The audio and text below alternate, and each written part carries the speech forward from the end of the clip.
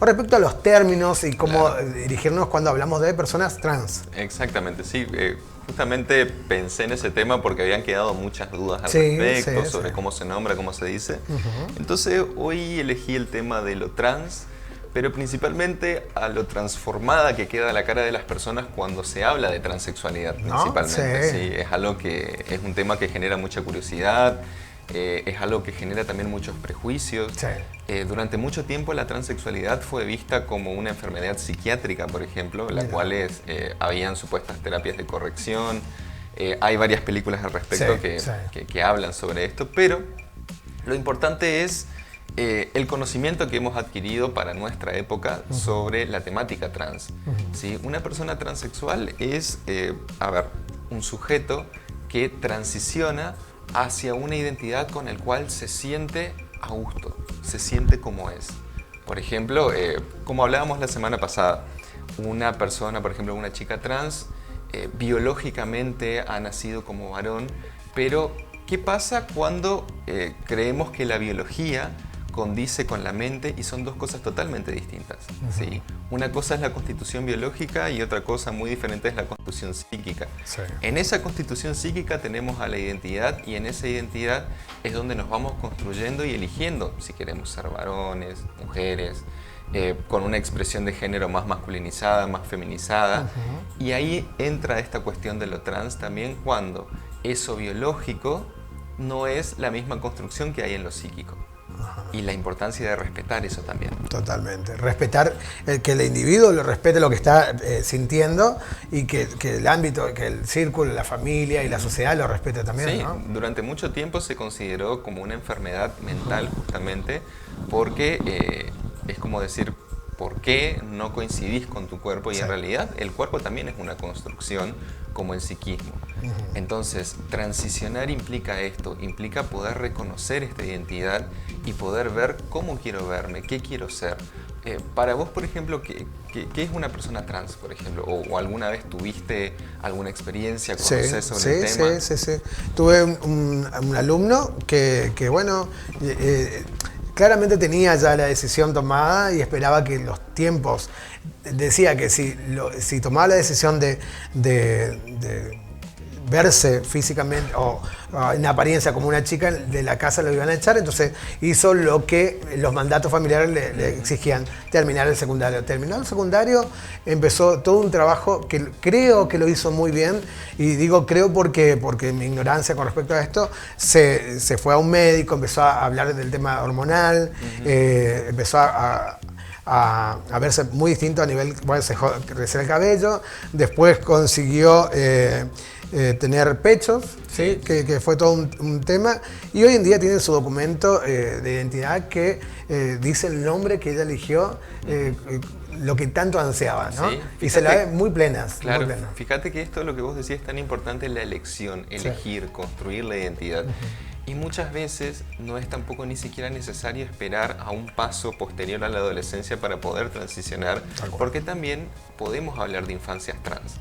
En las infancias trans es un momento donde se ve este deseo del cambio, de la transición desde muy pequeños, y mucha gente también entra en contradicción. Por eso hablo de lo transformada que queda la cara de la gente, las actitudes, las cosas, por decir, bueno, esto no es educación, esto es cómo se le va a hacer caso a un niño, a un infante sobre esto, y en realidad ese deseo, o más bien la construcción de la identidad, viene desde que somos muy pequeños.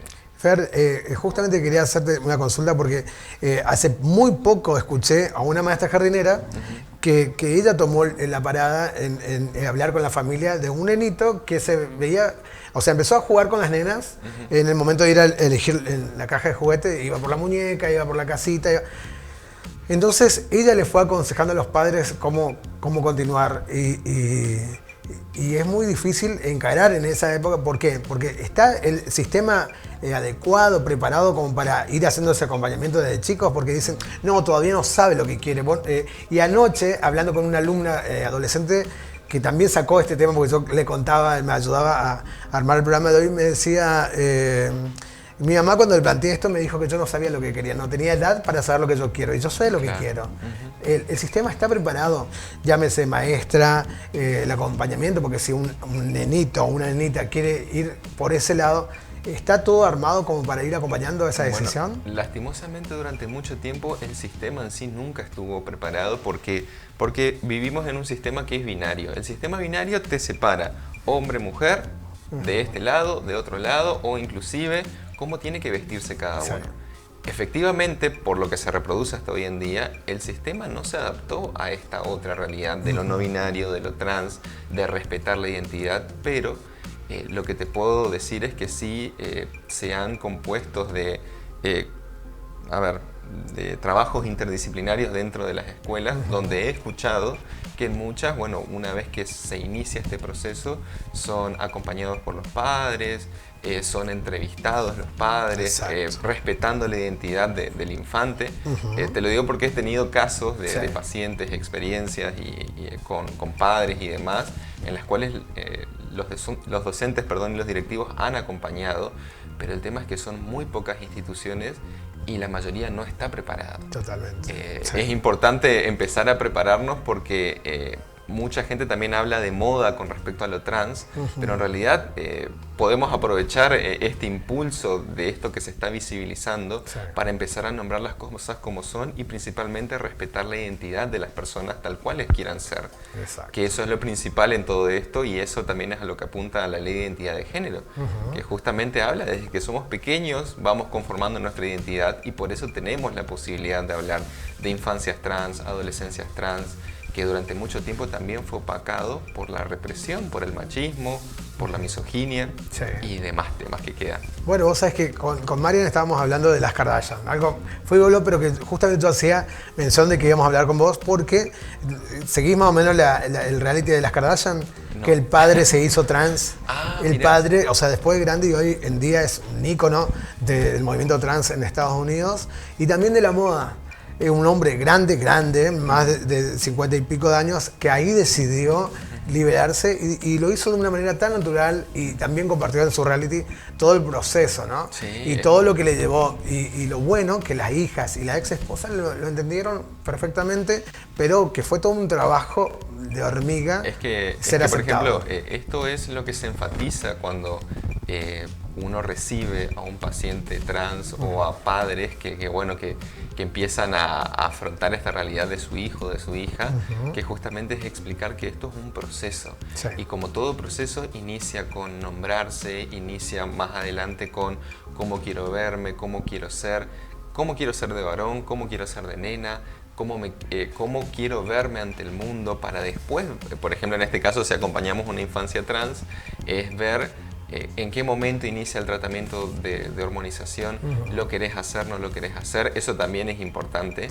Como también el acompañamiento constante para que ese sujeto se pueda reconocer nuevamente en el espejo, porque imagínate que es cambiar lo que viste toda tu vida por algo que empieza a construirse internamente y eso es difícil y lastimosamente muchas personas no tienen el acceso a ese proceso terapéutico que es muy importante. Tal cual. El reconocerse en el espejo, porque todas las acciones que omiten al no reconocimiento en el espejo justamente llevan muchas veces a la depresión, a la anorexia, a la bulimia, a no encontrarse en ese lugar. Y justamente estamos hablando ahí también de un doble proceso de ese reconocer la identidad, no solamente en el espejo, sino en cómo me ven los demás y a partir de esto tener presente de que lo que no se nombra no existe y por eso es importante que respetemos esa identidad de los demás. Perfecto. Primera base de la comunicación es dejar de suponer, ¿es mujer, es varón, es esto o es aquello? No, ¿cómo te llamas? Empezar desde ahí. Porque a veces una mujer trans o un varón trans no se va a ver de forma hegemónica. Muy importante. Entonces, si empezamos desde ese lugar, estamos estableciendo el respeto hacia la identidad. ¿Cómo te llamas? ¿Cómo estás? Mirá que simple lo que vos estás diciendo y vuelvo a repetir y yo vuelvo a ponerme en el lugar de caso testigo, pero sino por la falta de comunicación. Un día estábamos caminando con mi hija en la costanera y venía una chica trans. No, un chico trans. Un chico trans.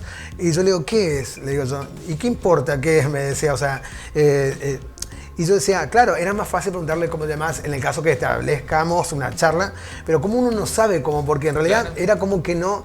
Entonces ella me decía, ¿y qué importa qué es? Claro, y fue como un sopapo, pero en el sentido de que, vuelvo a lo que te decía el otro día, los jóvenes lo tienen más claro todo, claro. Naturalizan, no importa qué es, bueno, en el momento de charlar, pero yo me pongo en el hecho de que quiero aprender y quiero respetar y quiero convivir con eso, ¿no? Eso es el principio y la base de toda deconstrucción, porque tampoco entra en esto de decir, bueno, fulano es de otra época, no entiende, ya es viejo, ya es vieja, sino que se trata de poder, la mente humana se detiene y el deseo se detiene únicamente cuando morimos.